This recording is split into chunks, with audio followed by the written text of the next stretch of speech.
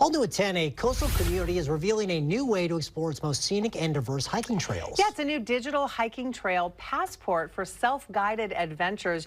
It's right up Bonnie Silkman's alley, so she's live in studio to explain more. Hi, Bonnie. Yeah, guys, as someone who loves to hike, I have to say the coast is definitely one of my favorite areas to do so and explore the outdoors. So now there's a new digital guide offering a curated selection of experiences from scenic trails to local craft breweries, each revealing hidden treasures and insider tips.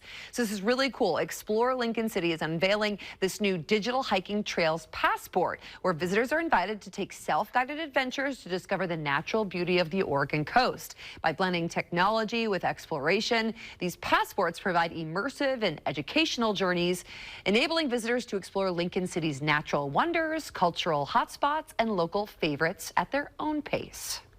The things that people are going to see on these trails are just endless. So right now we are on location on one of those trails. We're at the Agnes Creek open space trail. The fresh air, the birds singing, coming across the deer. There's a lot of great mushroom hunting, amazing wildlife, and an amazing outdoor experience.